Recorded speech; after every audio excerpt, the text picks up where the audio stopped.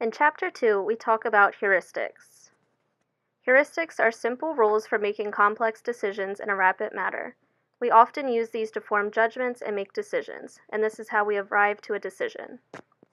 The 4 types of heuristics include availability, representative, anchoring and adjusting, and status quo. The first one, availability, is making a judgment on the basis of how easily specific information comes to mind. We often quickly bring up certain types of information when a word or phrase is brought to mind. Availability's effectiveness helps us determine a decision in a fast manner. It's often an effortless thought, whatever comes to our mind first, and how we think things through. The downfalls of availability include ease of retrieval effect can mislead us. We often rely on availability for social judgments, which often include errors. Our decisions can bias our decisions making toward greater risk-taking.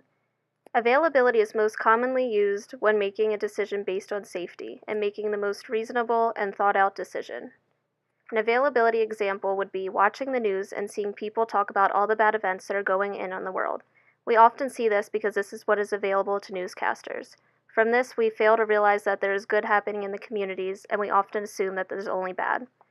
The next heuristic is representativeness, which is a rule used to estimate the likelihood of an event based on how well it fits with your expectation or model of that event. In other words, how common a characteristic or behavior is. The effectiveness of representativeness is that it can be good making a decision based on assumptions.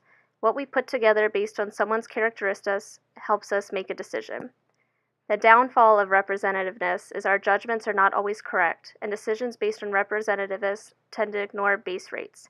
Base rates are the frequency in which events or categories occur in the total population. An example of this would be when someone with a lot of piercings and tattoos may be perceived as someone who works at a tattoo shop or they are in a band. This is most common when you see a person and you're making a judgment based on how they look. The next heuristic is anchoring and adjusting. This is the tendency to use a number of value points as a starting point and then make adjustments. We often see this in negotiating prices. The effectiveness of anchoring and adjusting include when we do not know a clear starting point. We can use this starting point as a guide or a reference, and we often make adjustments and negotiations as we go. The downfalls include that decisions can be strongly influenced. Anchors influence our judgment that can lead us to insufficient conclusions, and behaviors can be influenced by anchors in social situations. An example of this can be when you're buying a car. People will often have a starting price. The starting price may be $4,500. After negotiating, we might get the price adjusted to $4,000. This can be most common when you're negotiating a price. The next heuristic is status quo, and this is when people believe that the way things are better than a new alternative. People believe products or things that have been around for a longer time are more reliable than something that has not been around.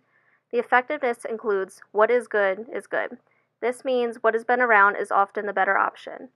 When something has been around for a while, it can boost its reliability. The downfalls include judgments are not always right or accurate, and an example of this can be an original movie versus a remake of a movie. Some people might prefer an original movie that has been out for years than a remake of the same movie. We often see this with products that have been around for a long time,